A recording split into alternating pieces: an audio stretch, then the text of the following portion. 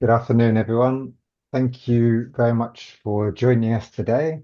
We're delighted to be able to welcome Mark Dytham and Yuko Yoshikawa today for a lecture on a very important topic.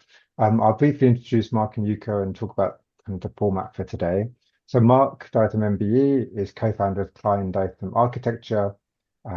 Their work aims to bridge East and Western cultures and can be seen in Fender's flagship in Tokyo, Cartier's Hinoki Wood facade in Osaka, amongst many other places. Outside of that work, Mark was involved in setting up Petrocucha in 2003, and Mark and Astrid are active board members of the MPO Home for All Minono-ie Network. Yoshikawa-san is press and PR rep at Klein Dytham Architecture, but also has been working for over a decade with MPO-related work in disaster-affected regions and passionately supports Home for All projects. So today, Mark and Yuko will be speaking about the Noto earthquake and the response of Home for All. I'm very happy that we're engaging with this really important topic today and that Mark and Yuko have given us their time. I lived in Fukui Prefecture, which is the neighboring prefecture, for 5 years and often went to Noto in the summer. So it's kind of a very personal, real disaster for me. And it's something that isn't in the news cycle, even in Japan, let alone in the UK. So whilst it's dropped off the cycle, the impact is still profound. So I think Mark and Yuko giving us their time today is particularly important. In terms of format, before I hand over to Mark, if you could put your questions in the chat during the lecture as you think of them, there'll be some time at the end for Mark and Yuko to address people's questions after. So please put your questions in the chat as we go along. And without further ado, I'd like to hand over to Mark. Thank you, Michael, very much. We're very happy to be here tonight at 9 o'clock here in Tokyo. I know it's lunchtime with you, and thank you, Yuko, for staying up and putting your kids together to bed early. We're ready for tonight.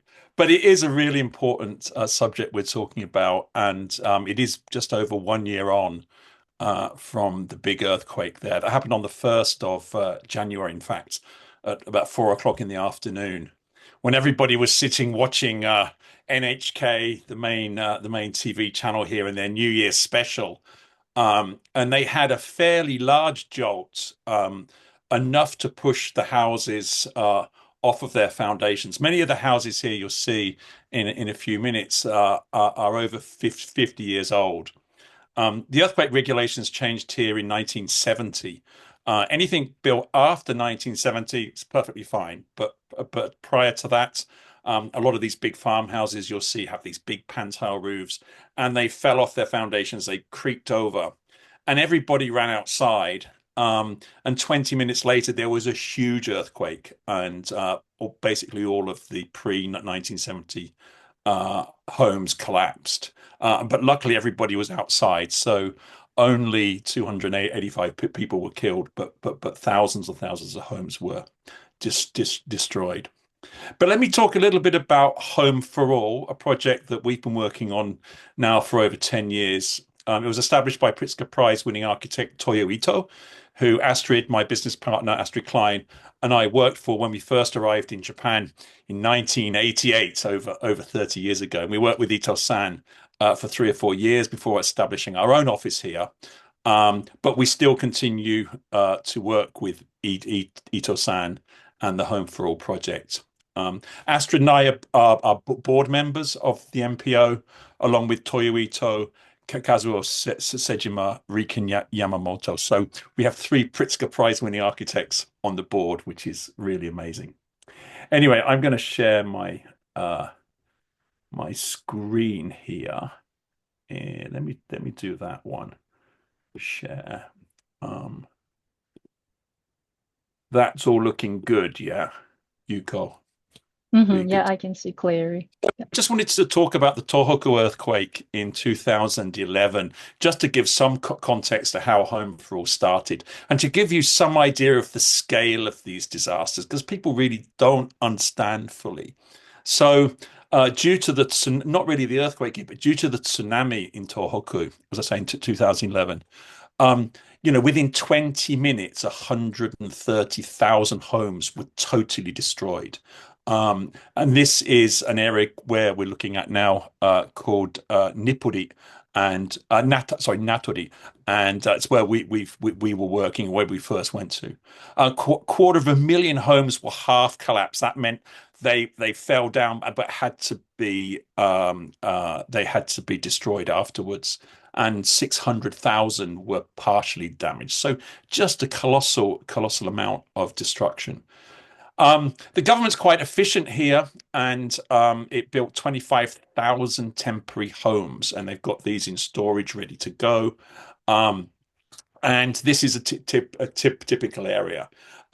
Very efficient, but absolutely soulless. And Toyo Ito, when he saw this, began to realize, is there something we could do? People are going to live here for 3 to 4 and even up to 10 years. And kids are going to grow up here. Kids are going to be born here. And, it's soulless. Is there something? Oh, that's not good. Let me see. There we go. It's absolutely soulless. I mean, again, super efficient. Compare this to Haiti or a disaster area like that. This is all put in. Everybody's got running water, got heating, but again, soulless. So Ito-san thought, could we build, some acupuncture architecture, something there that actually help bring people together? These are tiny units. There's nowhere for people to get together. Could we build something which became Home for All, a community hub where people could come together? So there's Ito-san there, Astrid, my business partner. Within about 6 months, they managed to build the first Home for All, which Ito's office designed, Ito-san. Very modest, very straightforward, but it was a place where people could come together. The older people could be there. They could look after the kids could come back for school. They could hang out here. It was a place to come together. It was a place to have a drink. It was a place to have a laugh. It was a place to play with the kids. And they became really important hubs within the area of temporary housing. Again, really straightforward, really some things that was very, very simple. Here you can see the dormer floor, the earth floor. But people loved it, and it gave them a sense of home, a sense of belonging, but more importantly, a sense of pride that people were thinking about them and looking after them after the news cycle moved on. And we'll talk about that a little bit later. It's amazing how quickly the move cycle goes on.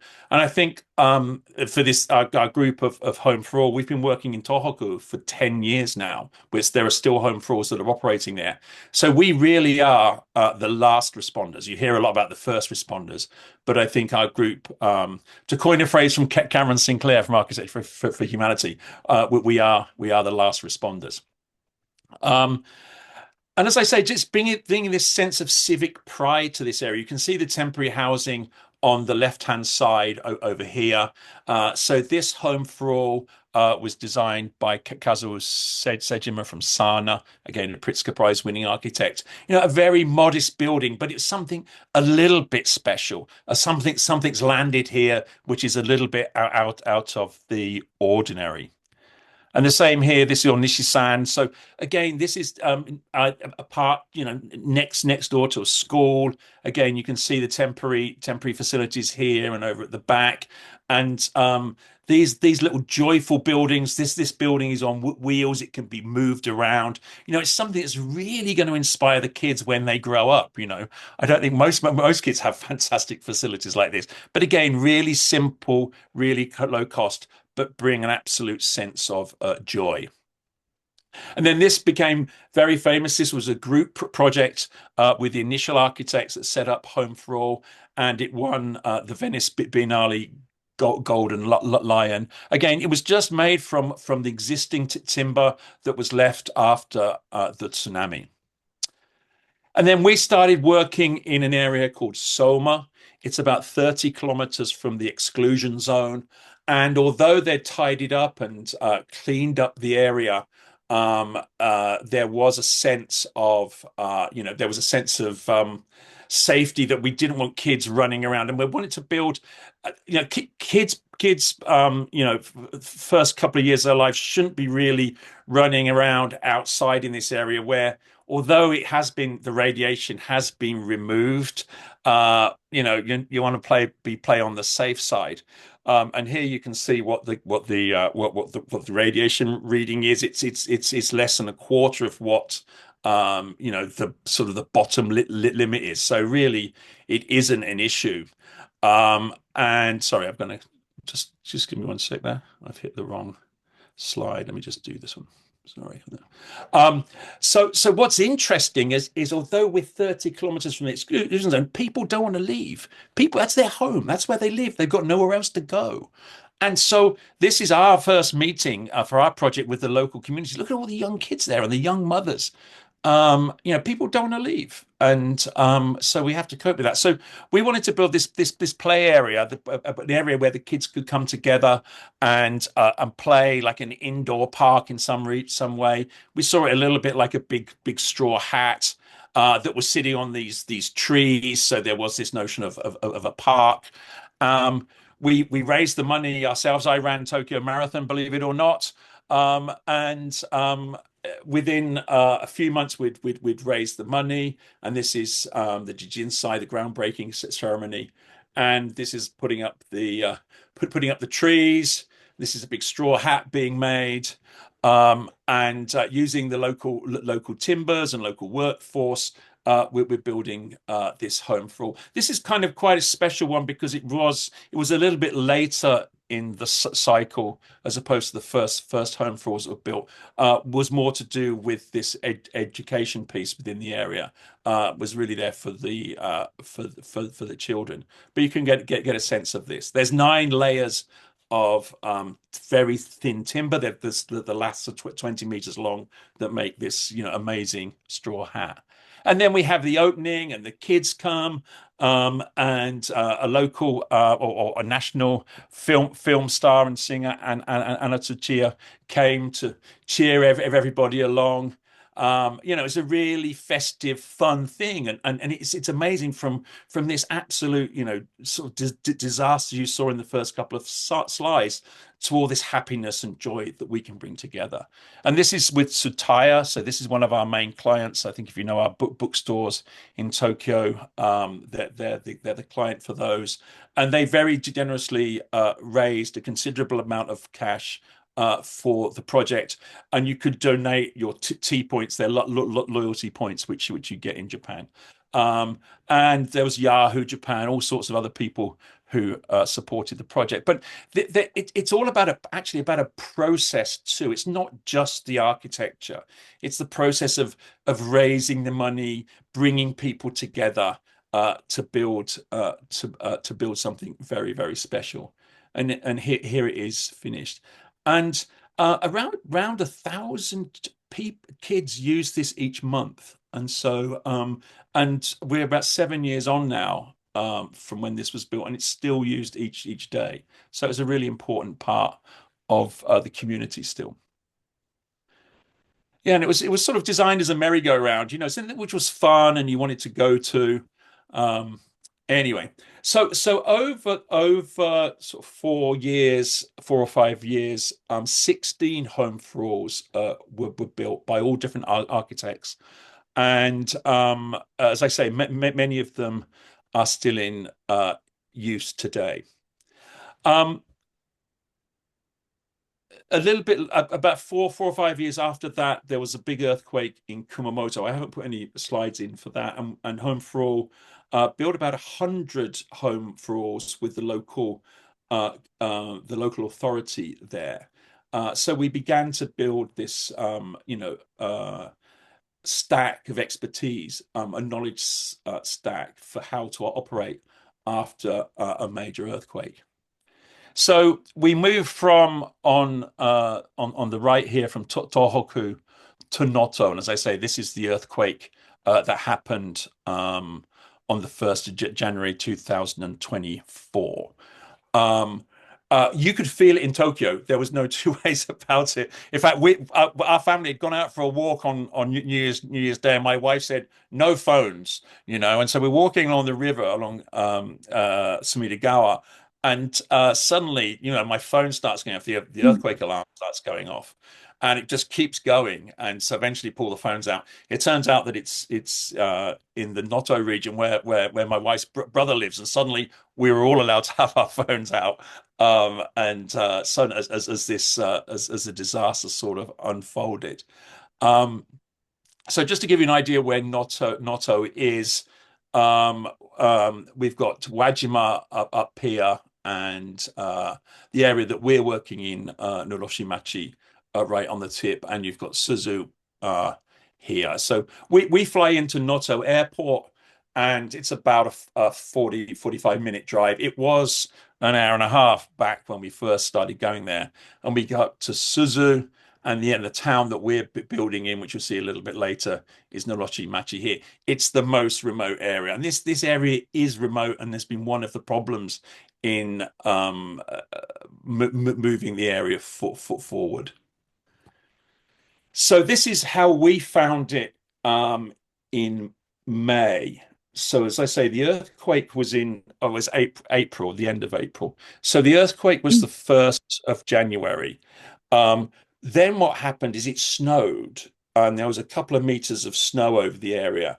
And by the time it had thawed and people had got their heads around things, we felt, and Yuko maybe will talk a little bit later about how we sort of got connected with the area.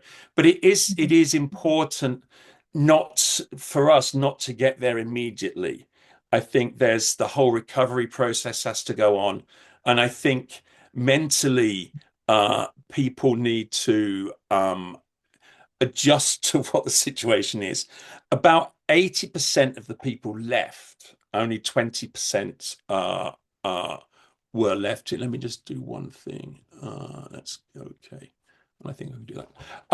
So by the time we go there as Home for All, things of, reality has settled in, and all of the immediate concerns have been sort of dealt with to some extent. And there is a thought to move forward. How are we going to go forward? And we were sort of really welcomed here when we went to the area. But this just gives you an idea of what it looks like. So this is 4 to 5 months on. Many of the buildings collapsed into the street, and they were bulldozed away, and that's why they're kind of smashed up, because they've been pushed and bulldozed away from the street. So there is a thoroughfare through. But it is kind of shocking to go there to see this. And as you'll see later, this whole area lifted up 3 meters, and all of the sewerage, all of the anything underground cannot be used. So there's no water, there's no sewerage here. The electricity was down, and they think it'll be 2 or 3 years before that can actually be put back into place. But really, really shocking scenes. But now and again, there's a building that was built post 1980, and so it's kind of weird to see sort of buildings which were fine, but shocking to see properties like this, some of which are still kind of lived in. There's somebody still living in this house here. This, as I say, this was in May. And things have improved, and these have been demolished. But there was nowhere for construction workers to stay and to live here to demolish the buildings. And it wasn't really until July, August time that the temporary housing was put in, and workers could get into the region and help the demolition process. So again, that was on one of the first trips up there. These was like some of the roads, so major landslides. So that's why it's very difficult to get to Suzu, very difficult to get machinery up to Suzu, up to that top point.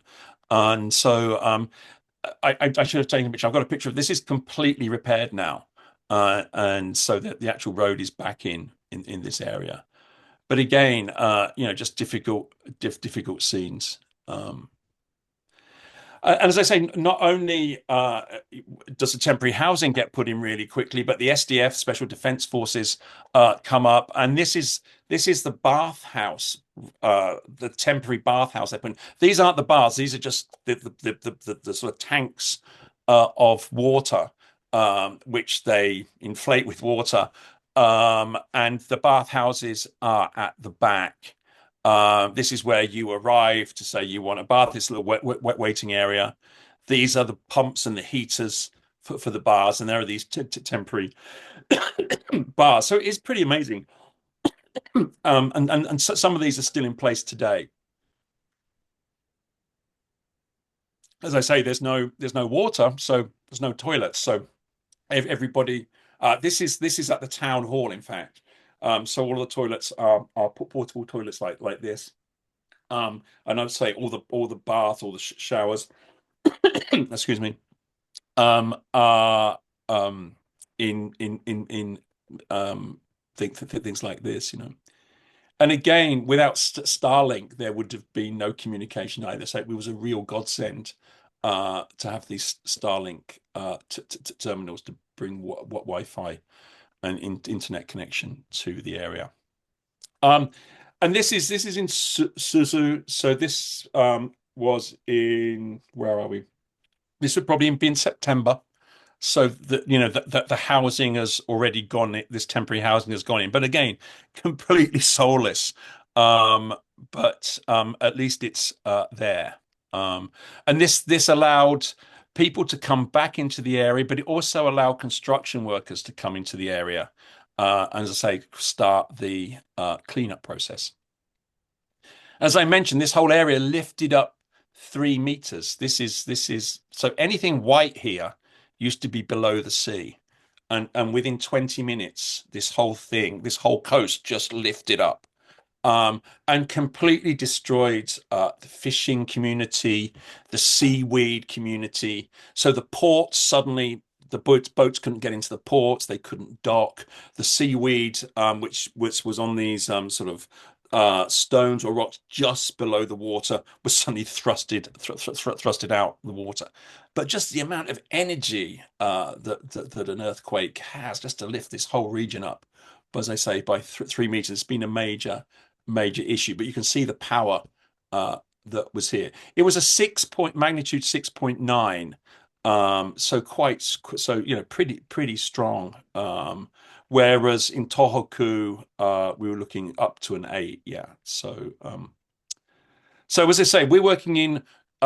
We come up to Noto Airport. You go up to Wajima, where there was a lot of destruction too. But we're working in this most remote point.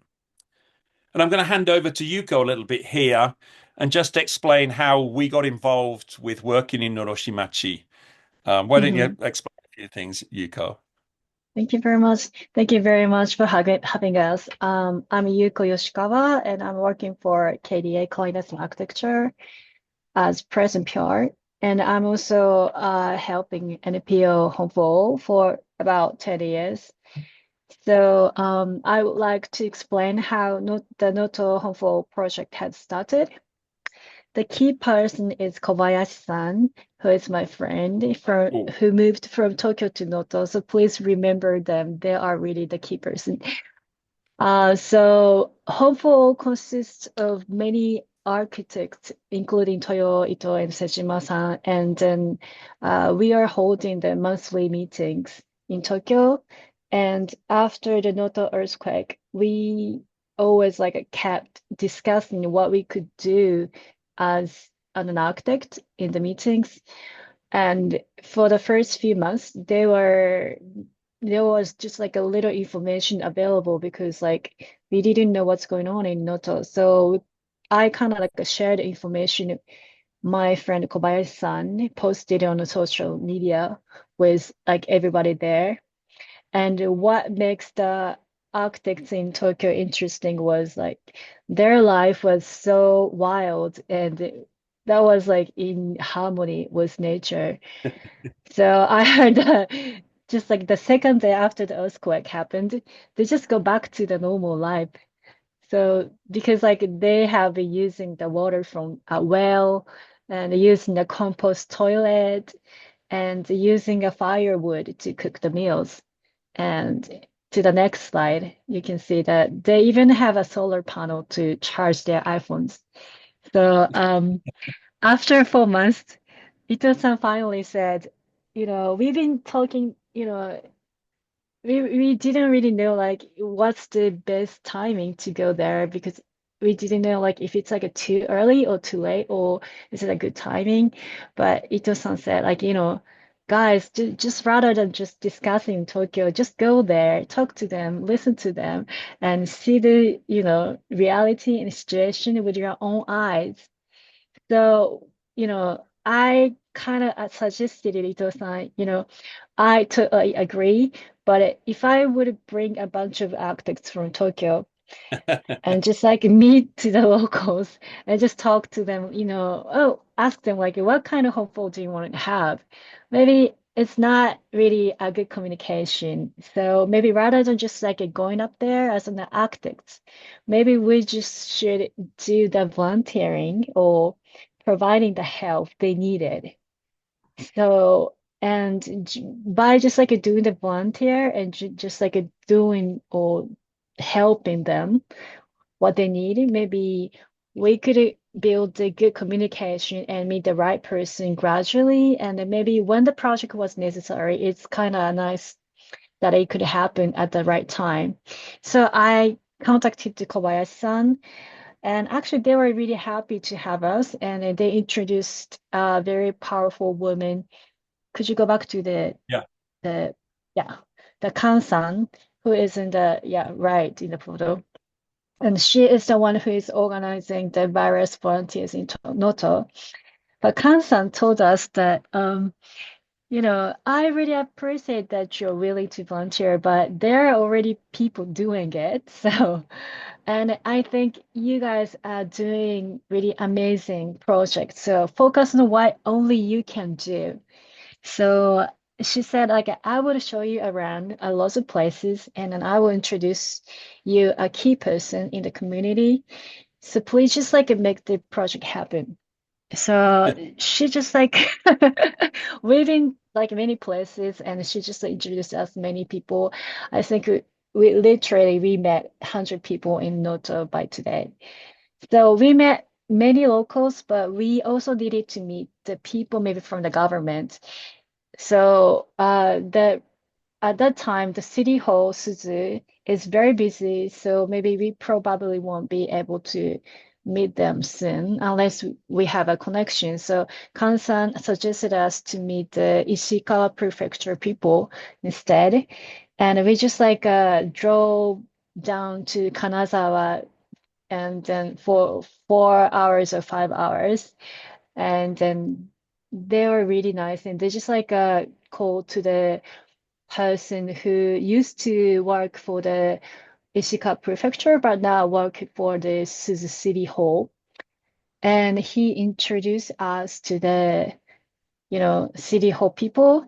And the next week, we could meet the Vice City Mayor in Suzu, Kanada-san. Oh, So that was really quick. and I think this is a Uh, key point that when these disasters happen, there's a lot of stuff yeah, going on. They are really busy. There is stuff flying there around everywhere, were and it took this 4 or 5 months for things to. If they four weren't even months. calm when we went here, this is the first time we went. Right. We have been like trying to like, get in touch with them, but we couldn't. But from the Kansan, like through the Kansan and through the Ishikawa Prefecture people, like it just like make it happen.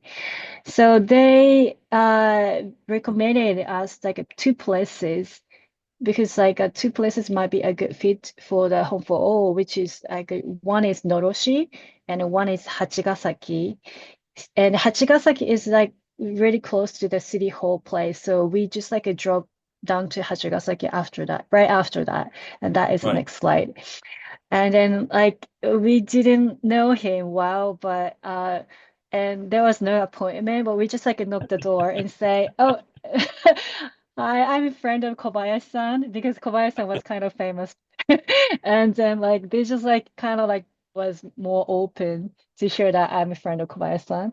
And we just asked them like, would you like give us some like minute to, talk about our project? And he was like really kind to, have us there. And then we maybe had about 1 hour or 2 hours like conversation there. And at the very last minute, I just like, asked him like, we are kind of looking for a person who's going to be a local operator of the home for all. And he was like, he casually answered, I'm going to do it. I can I do that. was like, I can do that. I was like, what? And that was the first home for all in Noto. And on the same day, we decided to go to Noroshi, and then I just like made a phone call to Kobayashi-san and I say, I needed somebody from Noroshi because they are living next to the Noroshi, and actually, it's Itoya-san who is like a leader of the Noroshi city, and we also had like a conversation and we introduced about the Hope for All project, and he was really interested in because their kind of like a hole, the gathering place was destroyed, and they were also needed some place like Home for All, and he was like, I will do it, and I'm just gonna be like responsible for that, and then maybe nobody's gonna blame for that. I was like, yeah, it was like so. It was so nice to meet the right person, and then who And has then we like a have all passionate these about, yeah, And then we have all these meetings in the evening, lots of sitting down. For yeah, me, quite tough because I'm cross-legged for 3 hours. This makes it impossible to get up.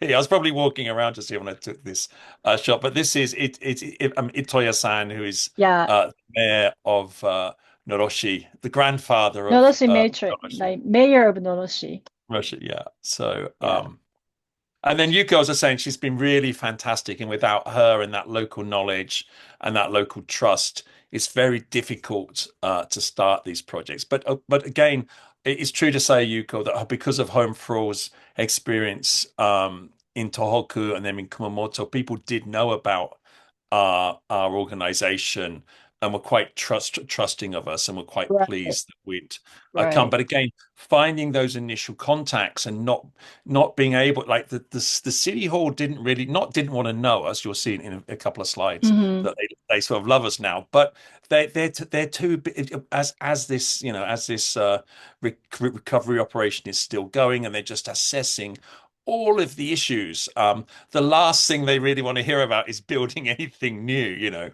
So Right, that right, timing is absolutely crucial for right. it to work. After getting knowing each other, it was really fast because like people just like talk about that's like a Noto and then whole area is like a really, really small community. So if one knows about Hope for All, you know, it was so easy and fast about like, like they all talk about Hope for All, and then like some like many people saying, "Oh, I want to have like Home for All in my town."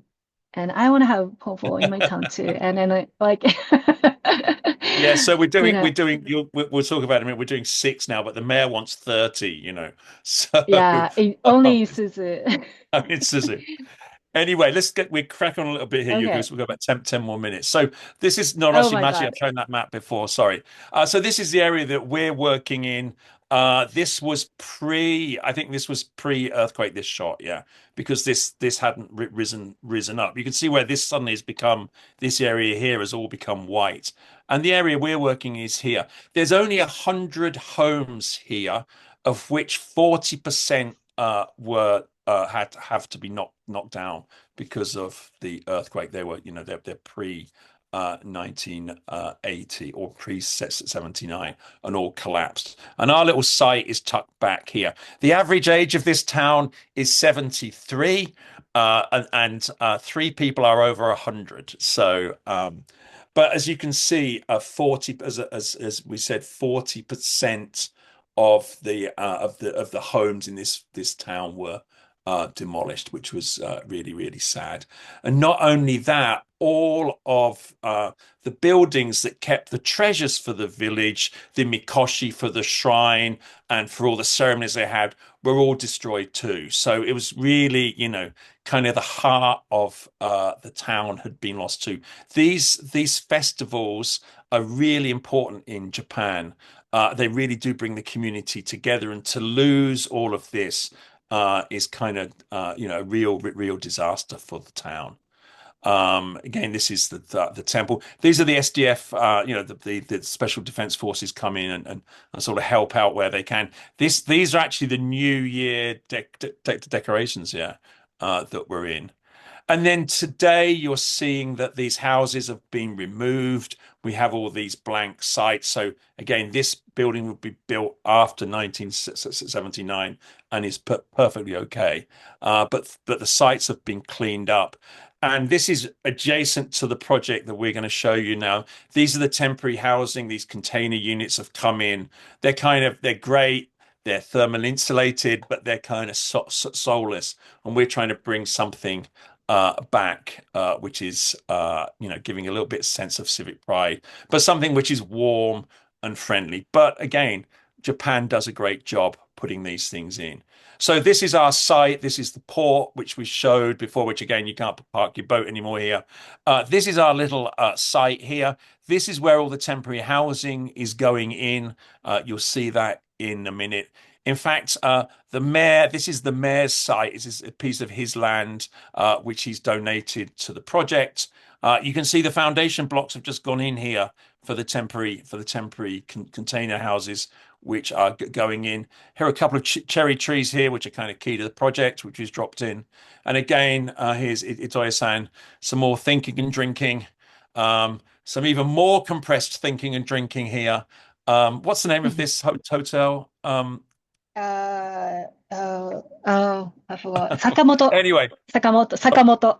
Sakamoto. Sakamoto Hotel or Ryokan, and he's a kind of involved with this big art festival in Suzu. And again, there's our whole team. Hisa from KDA. We're all sitting there, sort of going through ideas and thoughts. There's a lot of post-it notes and idea making to get to our little project we've designed. So this is our home for all in Noroshi. It's a very modest building using traditional building techniques. The roof tiles which we're using are going to be salvaged from all the other homes within the area. And this is, as I say, Hisayama-san, who's been with KDA for over 30 years. As key person within the office. This is the mayor's daughter, who's instrumental in the project, and obviously the main client here, which is her daughter or Itoya's granddaughter. So it's kind of amazing. As I say, very modest project, really focused on the cherry trees on the site. We're really looking for a nice party when the project is finished. We're bringing a bit of color to the site as well. We're not forcing everybody to wear yellow, but anyway, it's important to bring that joy back to the site. Again, I'm not going to talk about the architecture too much, but it's a very simple plan. We have a raised tatami area, a horikotatsu, a little table and drinking area. We have a kitchen, some toilets. Again, very modest. One of the key things that we have is a big chochin, a big Japanese lantern. It's very famous in this area for making lanterns. And there's a very famous national treasure who makes lanterns. And in fact, last week, Hissa, myself, and Tatsaki went to see him. He's 85 years old. Forgotten his name right now. And we went to talk about making this ginormous lantern to go into our home for all. And it's just fascinating talking to him and going through, all about the lantern and learning about the history of lanterns. His father and his grandfather made lanterns. This house is 100 years old, managed to survive the earthquake, in fact, although it was a little bit out of where the epicenter was. Here he is making a lantern. What's interesting with the lanterns is they're actually spiral. They're wound onto these frames. So I thought they were simple loops, individual loops, but they're not. It's just one wire that gets wound around and around. Yeah. So, but really great to get involved in that. Again, all of these things bring the project to life, give it energy, give it meaning, give it a real sense of purpose. So there we are. That was last Friday, in fact. Yeah. So that was really fantastic. And then, again, as I say, bringing that community together, the process of building this, the process of raising the money. For this particular project and the other 6 that Home for All are building in the area, we've been working with a very generous Nippon Foundation, Japan Foundation, Nippon Zaidan, and they've provided all of the basic construction money for our project. We have to raise other money for furniture and different bits and bobs, but without Nippon Zaidan, this project wouldn't have gone ahead. I want to say a very big thank you to them. So this is a little community team as we put it together. We've also been supported by the British Embassy and the British Chamber of Commerce. So we have Ambassador Julia Longbottom here and Caroline Davidson, who was the Consul General in Osaka that looks after this region. And they've been very supportive of the project. And I think if it wasn't for them, we wouldn't have met the mayor, because the mayor was so big. We'd met the vice mayor, but we had to get the ambassador up for us to meet the mayor. But it's really nice that they are extremely supportive of this project and really want to make sure that Noto is not forgotten. And there is Itoya-san, the mayor of Noroshi. Again, other British, Jaguar Land Rover have been really supportive and providing a car to get us all up there, and we'll get all of our donations. There's a lot of donations from the embassy and from the British Chamber of Commerce arriving up in the back of the old Defender, and there's the ambassador giving out all of the supplies. And it's really important this happens. Again, it brings this sense of community, and we hope everybody can come up for the opening of our project. But again, just things are just not available there. And so without these supplies coming up, all the local press came, it was all on the TV, which was great. Really, really important. It's just not the architecture. The architecture is a part of it, but it's how you rebuild the community, how you rebuild the trust and the love with everybody is really, really important. And we're trying to get the town back so that it can hold these festivals. So this is a festival in Noroshi, and all of this has been destroyed, and lost within the treasure houses. So we're looking, I think this summer, Yuko, is that right? When are they looking to have the next festival, or trying to get the festival back on its feet?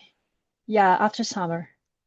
After the summer. So Yeah. we hope that all of our energy and passion really inspires them to begin to hold these festivals. But it's been a really great experience. As I say, it's very much ongoing. These are the cherry trees on our site. This is the site just here. So we hope that in May we will be finished. This was last week. It was pretty cold and pretty snowy.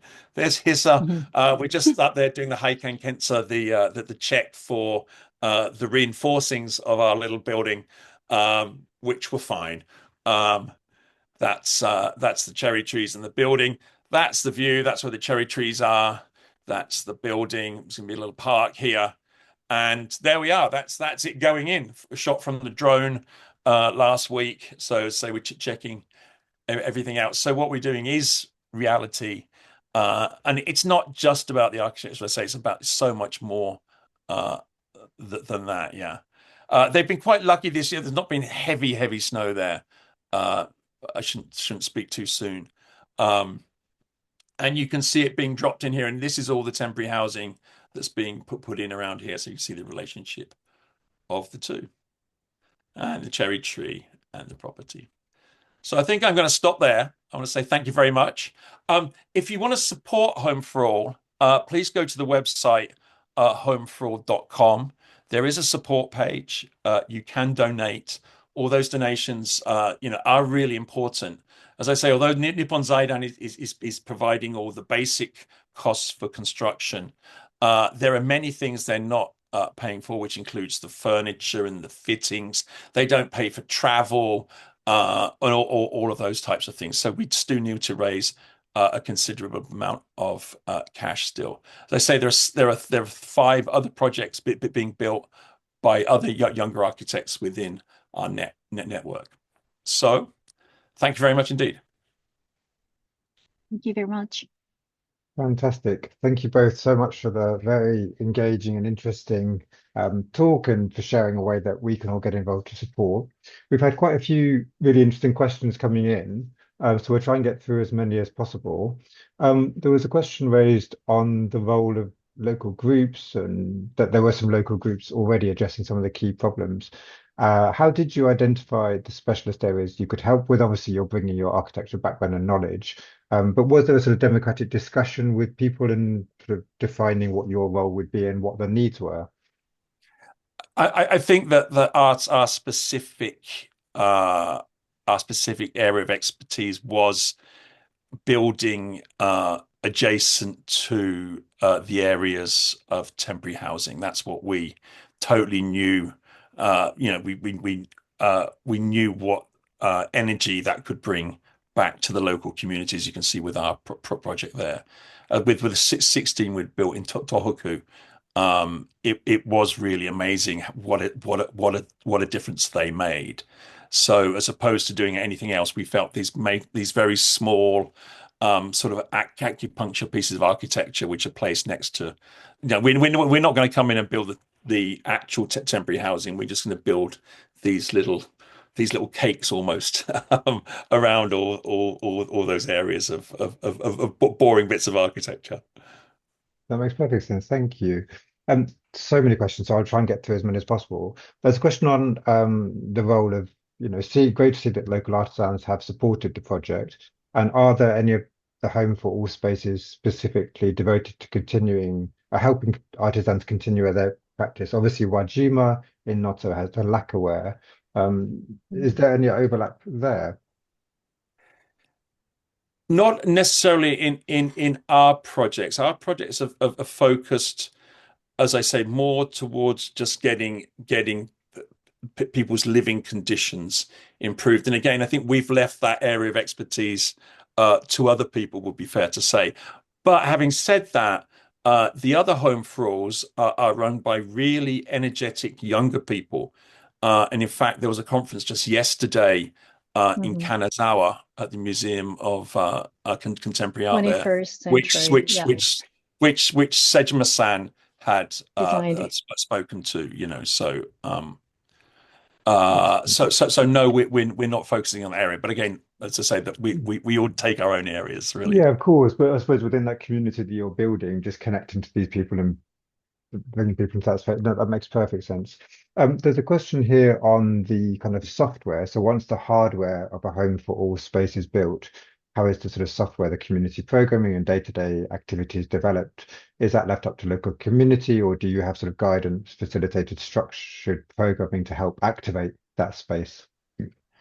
Yeah, I think there's a bit of both going on there, in fact. So each of the Home for Alls, the way it's been structured is that the Nippon Zaidan wanted them to be that they will support the Home for All for the next, was it 3 or 4 years, Yuko? And then years.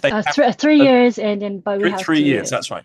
So they will support the 3 years. project and sponsor the project for 3 years, and then for the next 5 years, it has to be able to run on their own.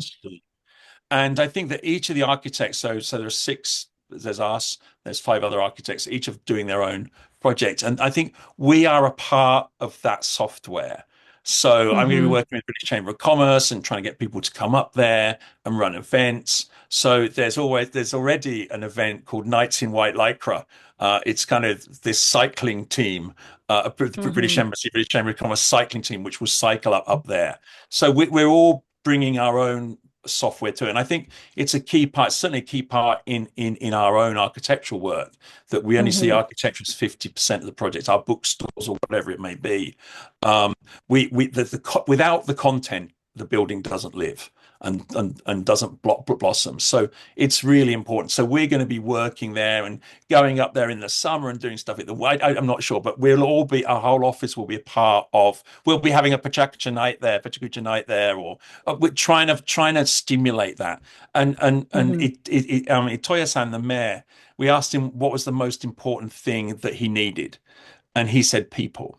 He wants people to come to the region because everybody's, as I say, the average age is 70. And 70. what is strange in a way is because of the earthquake and because of the disaster, actually young people are coming back and coming there. And it was a sleepy area before, and now it's suddenly there's this whole sort of life to it now. Sorry, I've got my headphones going off. No, that's Yeah, really I that's heard really like five people, like younger people, just like moved to Otani after the disaster, because like lots of people just like decide kind of like came to the devastated region for the volunteer, and they just like found the beauty in Noto and the beautiful like people there, and they just like liked it, and they just like decided to live there. So that's kind of like happening in Noto, like so many regions in we had Noroshi a as well. we had a really interesting question. So obviously the average age is older, but you've shown images of sort of the community, the children within the community, and how they're engaging, and the importance of that space. There's a question here on how you engage the younger generations to understand how the new structure could function to meet emerging needs. I did wonder if you could speak a bit to that. Yuko, do you want to talk a little bit about what happened at the conference, about some of the younger people and what they said? Yeah, I There. kind of like a surprise, like like Mark said, like yesterday we had like a big like a conference, and then there are 70 people joined, just came to the venue, and then like 100 people like watching the live stream, and most of them were students. And I just like surprised like so many like young people are really interested in the like a Noto situation, and then they are thinking about how they can help with them. So and lots of people were we just had a time to communicate with the participants, and then they kind of like saying that they didn't know what to do, but like now they know the people, like what kind of like people are like operating the whole for all, and then they just like now had a connection to it. So they just like I'm kind of like moved to see like they're like a shaking hands, and they just like just came to my like town and just like talk to me, and just like we have so many things that we can ask you to do. So don't worry, just came to us, just stay at our house, and then Exactly. yeah, just like they're welcoming the younger people, and the younger people like so kind of like willing to connect it, and then even though that it's gonna be like a really small efforts, like maybe once they're connected, maybe they're just gonna be like the little nakama, and so Friends or allies or supporters or Yeah. yeah. yeah, it's like so yeah, supporters. Yeah. Fantastic. Talking of supporters, in the chat we have Nazuki-san has offered to join the cycle ride, so I'm sure she can reach out to you separately about that. But Nazuki-san also had a question on, is there any sort of space for architecture around the world to get involved with supporting this kind of work in Japan? Not at the moment. I think that we're just again, there've been quite a few requests for this. And in fact, it's kind of interesting. We actually met a large cladding manufacturer from overseas who's interested in actually doing something and running an international competition, and actually building a building with their with their pieces of cladding. So, Andrew, if you're listening, there's a big shout out to you. So we should definitely get on with that. But yeah, I think watch this space is the thing. But I think again, I think the delicacy of getting involved with the community and doing the right thing and being seen to be solving a lot of the problems they've got at the moment is important. And I think if we're not, we've got to be careful about that. Too much bravado or too much energy Yeah. in these early stages. It's been quite touch and go, and I think that it's still, it's been very difficult to get the project built. Just because there's no materials there. Right. And so Yuko, it was quite tough, yeah, the tender process and Mm-hmm. trying to get the Mitsumoris and things Mm-hmm. through. There was really nobody wanted to build there. They're busy with other things, busy with Right. houses and just infrastructure is a huge, Mm-hmm. huge thing. They've got to get sorted out, whether it's redoing the port or the bridges or the roads or the sewers or the water or it's just like endless. And as I say, it's been slow. It's not been slow because people were slow. It's just logistically Yeah. it was very difficult, especially compared to Tohoku. Understood. We've got a reflection actually on, like you said, not sort of forcing things. There's a reflection in the chat from Jenny on the a really lovely people-focused account by Yuko-san and getting to the stage where you're being invited to contribute, which is great to see, and I agree. There were a couple of questions around the sort of design element, around whether you're going to be inspired by architecture and the sort of how the damaged areas and the surrounding spaces and the design, that how that connection sort of resonates. I was wondering if you could speak a bit more. You sort of showed a little at the end, some of the design, a bit more to the Right. design thoughts that you've had here. Yeah, again, I think that the thing is that we're not trying to go there to be, uh, we want to build something which is joyful but respectful, I think is the most important thing. And I think it was a message from my daughter actually about the roof tiles. She's in London at the moment at Goldsmiths. So hi Mila. Yeah, so we will be using, so there's a thing called Kavara Bank. So the Kavara roof tiles, Mm-hmm. uh, Rescue the ceramic tiles. roof tiles. There's a rescue bank there, and they're rescuing all the tiles off of the old houses and storing them, and then you can buy them and put them back onto your new building. So it was really important that our roof had that. It had an Mm-hmm. aesthetic of the town, but it had something new there. So there's that balance. So we've got the bright coloured fairly bright color. It's not quite as bright yellow as that, but there we are bringing some joy and some new energy to the space. And then again, we're trying to do something unusual with the big lantern on the inside. We're not quite sure what graphic goes on it yet. And so working with that local community is really, really important. We're not coming there to try and bang our chests about being architects. Yeah. So, but I think we want to have a bit of fun while we're there, and that's important too. Fantastic. Well, if there are any kind of final questions, please do drop them in the chat. But otherwise, I'd like to invite any kind of final reflections from Yuko or Mark on today, before we wrap up the event and they can finally get to bed at whatever time it is now in Tokyo. Were there any final thoughts you had, Mark or Yuko-san? Well, first of all, I want to say thank you to you for giving us this opportunity, and we'd like to probably come back a little bit later in the year when we've got some more things to show. I think it is important. I think that we're kind of shocked about, as we said right at the top of this, that the news cycles just move on, and no one's really talking about this area. Um, I have a lot more shocking photographs to show about the Otani area, which what Mm. happened was all the mountains were loosened by the earthquake, and they had torrential rains in September, October, and it washed the mountains down into the villages, and so compounded the problem.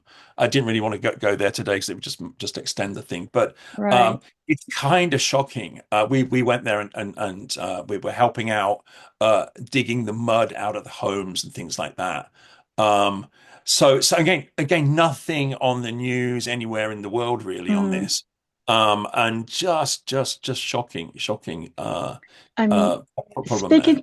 speaking to like Otani, like I just like shared about today's like a lecture on my like social media, and the Otani people just like told me that is there any archival like video that we can watch even though they don't understand in English, and they're just like so happy about they feel like they're really forgotten. Because like Yep. I've been like helping the Tohoku and the Kumamoto, but like if I see the Noto, there are just like a few media and there are just like a few volunteer people, so they just like feel forgotten. But if I just say that a lot of like the people from maybe London like are like exciting about hearing about Noto, and then they're just like those only the facts just like make them happy to be like I'm they just feel gonna like they are I'm cared. Oh, I'll just flick through the issues that they've got in this particular area. I mean, with landslides, this is along the coast road there. Yeah, I don't know if it's resolving very quickly, but this is when was this when we were there, Yuko? This is a couple of months ago. Yeah. yeah, 2だね. Yeah, and just It's like it. look at how this so all of these there was a major road running like a national road running along here, and the whole landslides have just Mhm. come down onto the area. Um, and if you go right back into the town, yeah, well, we do all these really great things, you know. So Yuko and her home a photo hoku thing. We run these events there. Again, I didn't want to particularly go there, but what I wanted to show you is this town. So all of the mountains got washed down around the homes, you know, and it's just shocking. And again, none of this was on national news. I mean, this is the shopping street, just been like all of the mountain got washed down and through into the town. I really don't think this town can be lived in again. I think it's just too dangerous. But just to show you what some this is just uh, another area. But this was again all this earth was loosened by the earthquake on the first, and then 10 months later was all washed down through the towns. But again, there's got to be better systems for people to get these kind of these global situations out back into the news cycle because they're really important, and this town is really struggling as Yuko says. I'll stop sharing that. Perfect. That's really kind. And There's a I lot of agree. work to do there. Yeah. No, absolutely. And it sounds like we will definitely have to have you back on for another webinar in 6 months or a year just to kind of highlight Thank the you. progress that's being made and again to get this back in the conversation. So I'd like to thank everyone in the audience for such active engagement and all the fantastic questions that have been coming in. And once more to thank Mark and Yuko for their time and sharing with us all the great work they're doing. If you do want to support in any way, please do check out the Home for website and any support that you can give, I'm sure will be very much appreciated. So without further ado, thank you very much, everyone, for the wonderful lecture event, and see you all next time. Thank you. Thank you very much. Thank you, Thank Michael. you very much.